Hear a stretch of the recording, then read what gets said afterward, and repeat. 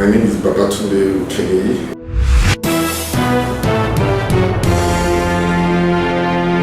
I have a degree in engineering. My first degree is engineering, and then I have an MBA second degree. I'm an alumnus of Harvard Business School as well as Lagos Business School. I'm a fellow of various institutions, and I've worked in the banking sector since 1990. Led the banking sector in 2009 to come into payments in 2010. So I've been in payments since 2010 till date.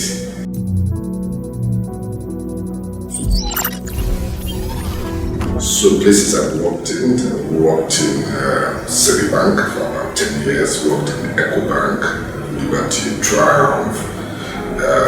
My last working place in the banking sector was in UBA, so I was CIO for UBA with oversight over the 17 African countries. I left UBA as a general manager. Then I moved into Unified Payments, worked as director of operations, then moved into director of marketing and sales, executive director of marketing and sales, before taking on my current role in PAYATTITUDE as the CEO. I'm married, I have 3 kids.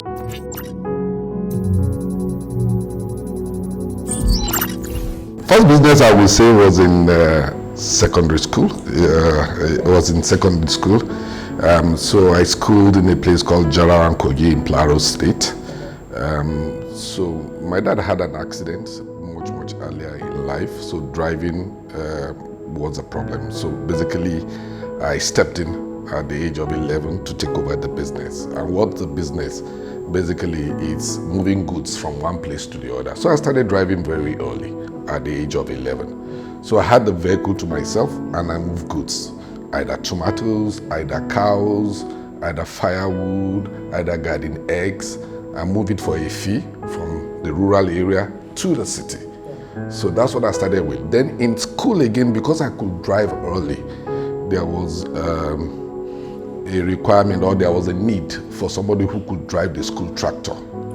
So I drive the school tractor, I get paid, not in cash, my account in school will be credited, and I use that to pay my school fees. And then we do what they normally would refer to as kwangila. So kwangila in Hausa means contract.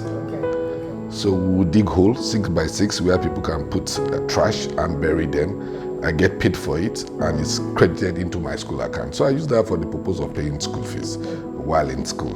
And then that took me, when I finished secondary school, moved into university, I continued the business and I use it to offset most of the bills that I have to do.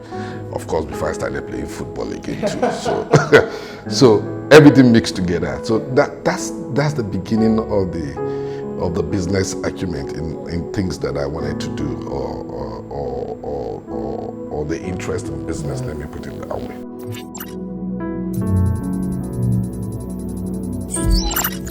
Okay, so having left university and then started working then in Citibank,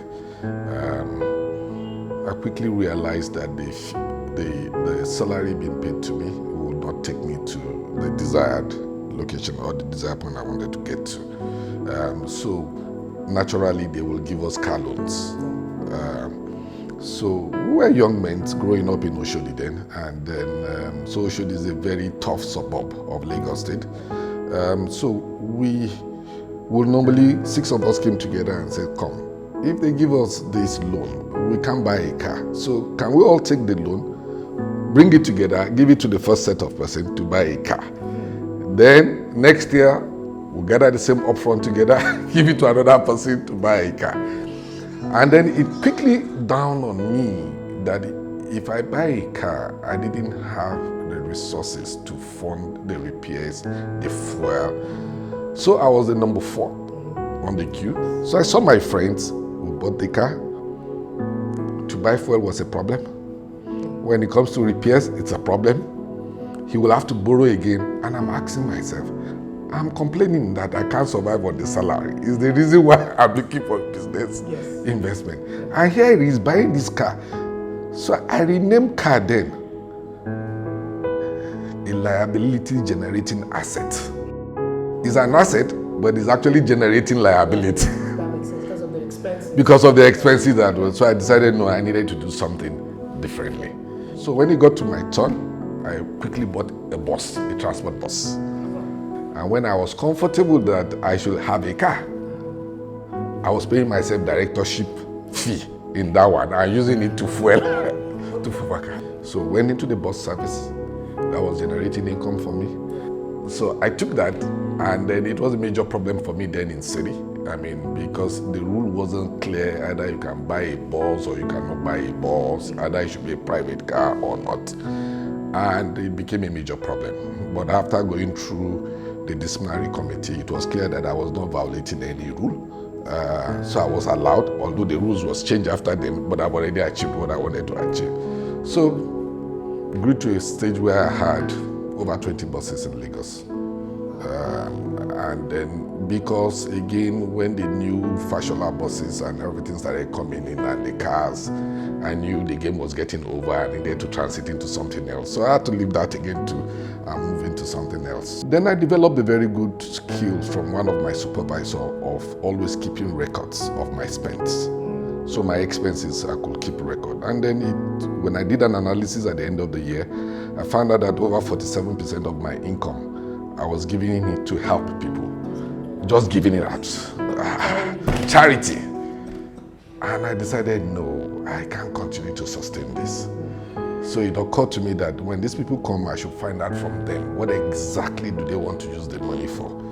And if you tell me you want to use the money for school fees, I'll tell myself, oh, this person will come back next year again. So there are things you will tell me, and then I've said, no, I can't give you this money. I can't do charity with you. What business ideas do you have? So they will come up with the business ideas. But because I have worked in the financial sector before, I have the skills of analyzing businesses very clearly, knowing the risk factors, knowing what will succeed, what will not succeed. So I can clearly tell them immediately and say, no, this business will not scale up, or it will scale up.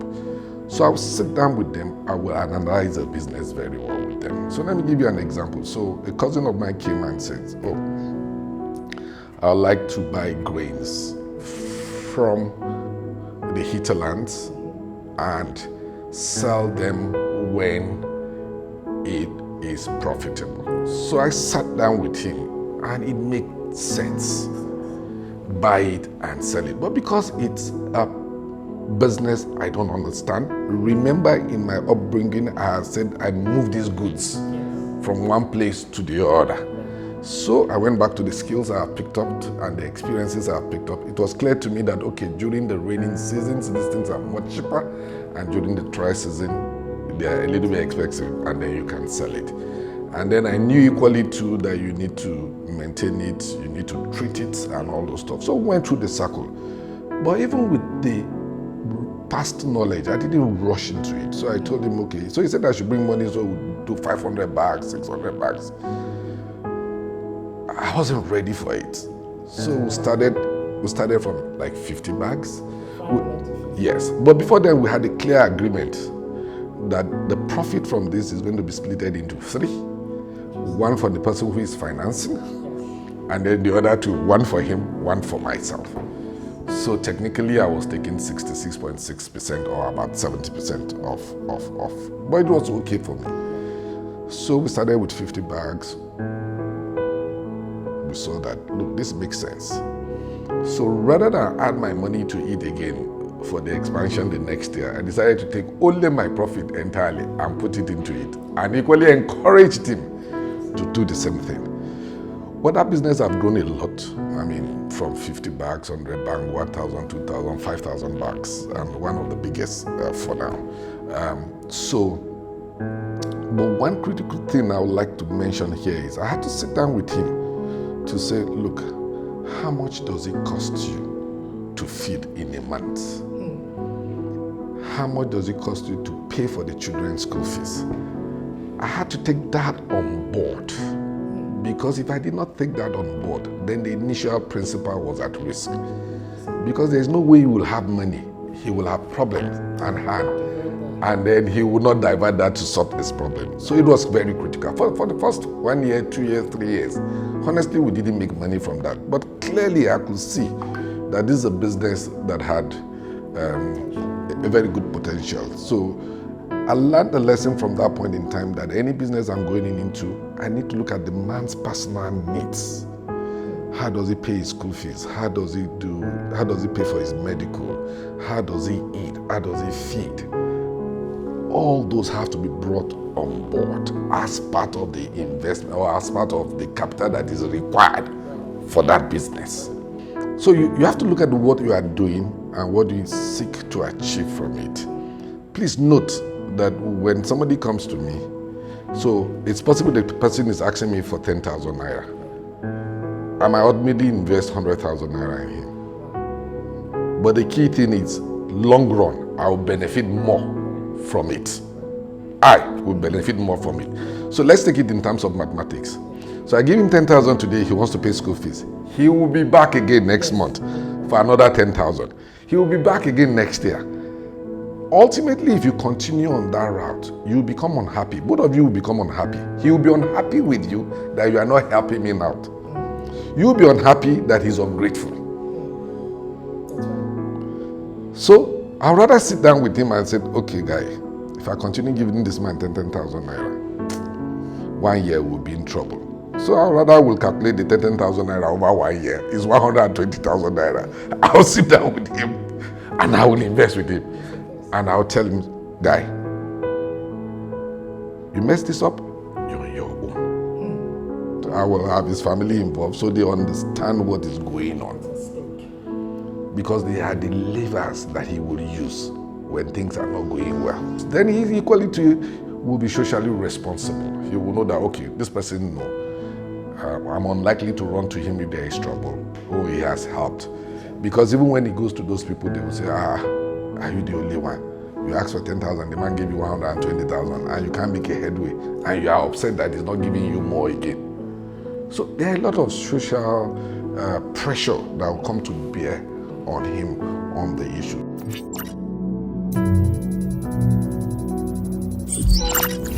First and foremost is that we need to do a lot of coaching and mentoring. We need to teach them.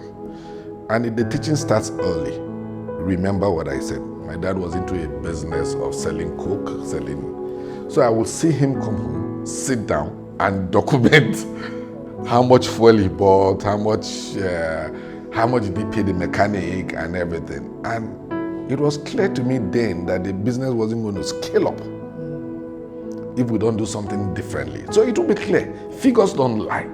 That's right. Figures don't lie. So you need to develop that capability, and we need to be able to teach our children very early in life. And it's called responsibility. Accountability and responsibility. So you need to be able to give your child, even though he's 5 years old, and take 10 naira. This 10 naira is for you to buy your biscuits now till the end of the semester. You need to give account for it. Those figures show a lot. So a lot of coaching, a lot of sharing of the story. I like what you are doing now. This is something that is significant. Somebody hears this, sees this, who will understand clearly what he needs to do. What the young people don't like to do is accountability and responsibility. You ask them, you give them, oh, the 20,000 naira I gave you last week, what did you do with it? And the first thing they will tell you, but you earn more than that now. Why are you complaining? And what you are asking him is, I gave you 20,000 last week to last for a month, and you are back within a week. What did you do with it? So the young generation don't like that. They don't like that. So we need to do a lot of coaching. We need to do a lot of mentoring on issues like this. And it starts from at a very, very young age. It's not something you wait till the man, so you give somebody 10,000 naira now, or you give somebody, you sat down with him and say, come. So let me give you a story of my kids. So they are in school. So I sat down with them and I said, this is how much you're going to spend for internet, this is how much you're going to spend for data. So we came to an agreement of how much it will be per month. So I gave them for a whole year. what was running my first son's mind is, Dad, and he actually asked, why did you trust me with so much money? I said, I was just only going to trust you once. You break that trust, I will never trust you again. But you're giving him that opportunity. And I said, so you can't spend it and come back to me and expect that you will get another one. You will not get it. So you'll have to go and look for where you get it. So what did he do? He moved that money into an account that he wouldn't have access into. And then monthly he will be bringing what he will spend into that account. So I didn't have to take him through the lesson I have been through. But I just have to tell him that, look, I trust you, but this is for the entire year. You will not get anything again. So he will develop that habit too. He will begin to keep records. I'll begin to ask him questions. I show him how I keep records too. I show him, I can tell him to the last cent how much I've paid so far on his school fees or in his transport ticket or in his, so I can tell him. So he sees it, he will learn it too. And then he will keep his records too. So you see him sharing his records with me and say, okay, Daddy, am I doing the right thing? I say, yes, you are doing the right thing, but you missed out this. Don't just say others. These others is costing 20% of your total. What is others that you can't break down? Why are you afraid to break it down? Is there something you are hiding that you don't want me to see? So, what we are doing now is the right thing. I think so. I do so. And then equally too, we need to begin to give them responsibility early in life and get them to be very accountable. That's great, and I love that. Like, just a simple thing that people can start to do is just get a notebook and start to like document how you spend it. And start to think about where you want to be, and then think about how much you're earning, and think about how much you're spending. And if those habits are not getting you to where you want to be, then you have to think about new ways. You have to change it. You have to change the mindset straight away. I love that example. I want to go back to the grain example that you shared. I noticed that you went into business with somebody else. Is that a pattern with Babatunde? Like, do you always go into business? I don't do business alone. Not at all. I do not go into business solely. It's not possible. First and foremost, I ask people, when you want to go into business or you want to do business, please invest the amount of money that will not give you blood pressure. That's good. That's a good advice. That will not give you blood pressure. It's not the amount of money you will invest that if everything goes down the drain, you can't sleep. And if somebody is bringing a business that is starting with millions, when the man does not have track record of making 10,000 naira, flee. Let me share a classmate of mine that came to me and said, look, give me money. And I said, no. So this is my classmate in secondary school. So we are talking finishing secondary school over 35 years ago. So this business started just 3 years ago, 4 years ago. And came to me and said, give me money to pay school fees. And I'm like, no, I gave you money the last time. I'm not going to give you money again too, please. Even in the remotest place that you are, what kind of business can you do? How can you increase your productivity? The person asked for me for 20,000. That's what the person asked for me for, to pay school fees. So the person is in Plateau. And the person said, oh, if I can see somebody who will just give me 200,000, I can be moving eggs from Plateau to Abuja. I said, so this 200,000 that you are asking, what is it for? So the person said, no, the person asked 100,000. So I sat down with him and I said, why 100,000? So we went into, okay, this is how much a crate of egg costs. If I get 100,000, I would take half of the golf car. So I said, no, why take half of the golf car? Why not take the entire golf car? How much will it cost the golf? So we costed it. He will have to pay the golf car 40,000 to transport it from Jos. And the good thing is that the market was in Abuja. So she is a lady. So she has somebody that she will give those total eggs to, get paid immediately, and return back to Jos. So we started the business. So she will go and she will make an average, in one trip she makes an average of 25,000. After paying everybody, that's the profit. I mean, she takes about a week to gather the eggs together. No, about 3 days to gather the eggs together and then ship. So I said, no, go and look for those who are And I have friends who are doing poultry. So go out there and guarantee that you come and pick the eggs from them. And then we went that way. So gradually we started that process, 200,000. Then she came crying back to me and said, oh, my husband doesn't have a job. I said, what do you mean he doesn't have a job? He has a job, you have not seen it. Yes. So we gave the husband money again to buy a golf car. So the husband was our employer, unknown to him. So he has a golf car that he has to deliver, to pay. And what he does is to drive the wife to Abuja. So the 40,000 we're paying somebody else, now the husband. Over 3.5 years, the money for the golf car has been paid fully. The wife hardly goes on the trip because the husband knows where to go and deliver the egg. So I told her, look, you need to diversify. So 200,000, you can see how it has transformed the family. So when people come to me and they say they need business and they are bringing 10 million to no, I don't do this kind of business. I'm not that greedy.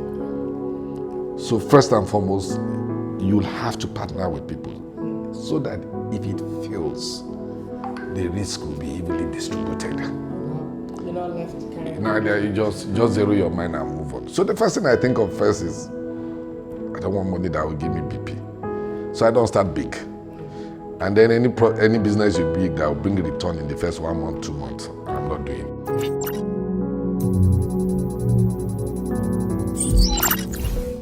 I would say 3 to 5 years. 3 to 5 years. I would say 3 to 5 years. Again, like the grains I mentioned, we didn't start making money. The first year was big loss. Remember, I was paying him stipend for feeding. I was paying his children's school fees. I was paying for the medicals. So first year, loss. But what was I doing? I was understanding the business. Second year again too, I didn't increase significantly because I wanted him to have a stake in the business. Typical Nigerians, because we started making money, they rather prefer to put money there and not let the man have a stake. For God's sake, I'm not in Zaria. I don't know what he's doing in Zaria. So there will be stories too. So people started, after the third year or fourth year, when we started making serious money, let me put it that way, friends started coming to me and saying, oh, your friend is cheating you. I say, why? He said, no, he's buying grains. He's telling you that the bag of grain is 8,000 naira, but he's buying it for 12,000 naira. I just did the mathematics. Okay, so if it is true, he's buying for 12,000 naira. The money you give to him, if you keep it in bank, will you make how much you are still making outside what he's stealing? And the answer was, Oga, you will not make 1/10 of that money. So I let go.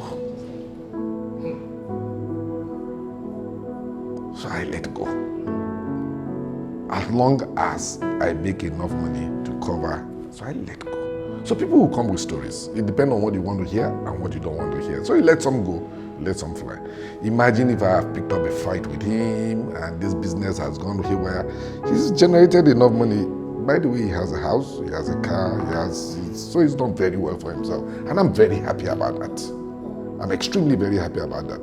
But I've equally made money too. So you will turn this person from being a beggar and he will be working for you, or he will ultimately be paying you salary. What people focus on is in the initial capital. You don't have to focus on that. And that's why I'm saying it's not a 1-year journey, it's not a 2-year journey, it's not a 3-year journey.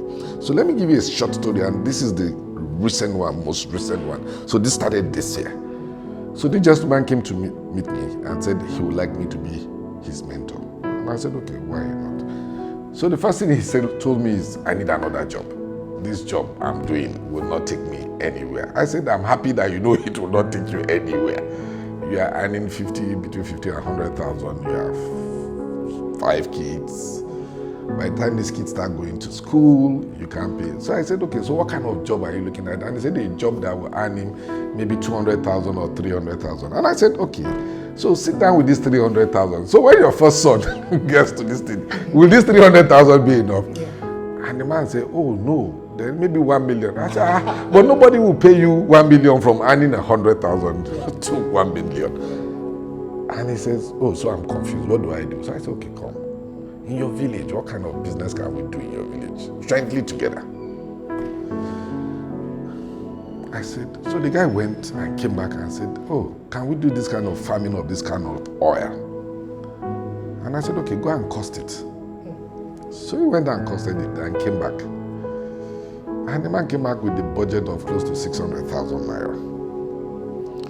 So we went through the analysis and said, okay, this 600,000 naira, won't you do weeding? Won't you do fertilizer? A budget of 600,000 turned into a budget of 1.8 million. Because he didn't do the right thing that he... And I said, and he said, no, okay, fine, I didn't add this because I have a car, I can't. I said, no, you will cost it. When you transport it, that will be your own equity into the business. And like, oh, but it's mine. I said, yes. You need to separate yourself from the business. You need to learn not to dip your hand into the capital just because it's yours. So you will cost how much the transport is. If the transport is 10,000 naira, anytime you move goods to the farm, you will pay yourself the 10,000 naira. Because if you didn't have the car, we'll have to pay somebody else to do that. So we sat down, so I said, okay, sorry, this is 1.82, but do you mind if I bring people into this? And he said, I said, don't worry, they won't give you problem if that's what, but do you mind? So I spoke with 1 or 3 or 4 people who have been harassing me to say they want to invest. I said, this is a business we can look at. Do you want to put money into it? I'm going to put money into it, but do you want to put money into it? And they said yes. So we came together. You might be saying, no, but I should have funded it 100%. I can, but you just distribute the risk. I'm not sure. Okay, I give an example. So in Northwest, Kaduna to be precise, so we started a ginger farm. First year, lost. Second year, lost. Third year, lost. Fourth year, when we were about making the money and expanded and everything, then we have all these crises. And just one night, everything was wiped out. And the man came crying here, bringing all evidence, and I just said, okay, nobody could have predicted that one. So what do? Do I put a string around his neck and say he must pay? No, you write it off, you move on. So I asked the man, okay, so what else can we do? How could we have prevented this? What should we do? How should we do it? So we're doing something with him again in Sokoto on Sogyom. We started the process again too. So again, so some will work very well, some will not work very well. It's not all that are good stories.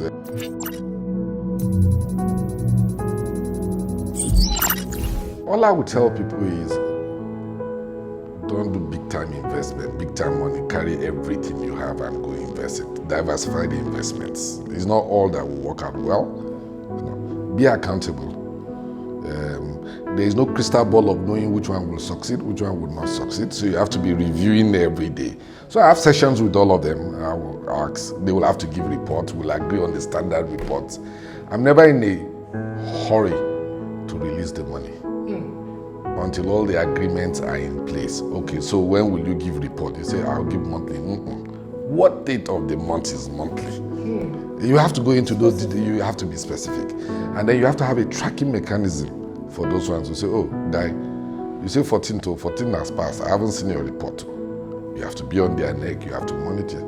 You have to invest in the business that you understand. It means you must understand where the capital is going. So don't let somebody come to you and say, I'll give you 35% returns. You don't understand what it's doing. You don't understand the risk behind it. You don't understand it. And then you just dish out the money just because it's 35%. You know, it doesn't work that way. So when you give me good rates, when you give me, I just run away. Because from experience, those things. 6 months, I guarantee you, you'll be done with it. And then investments takes time. I need people to know that investment takes time. It's not something you make money in the first 1 year, not the second year, not the third year.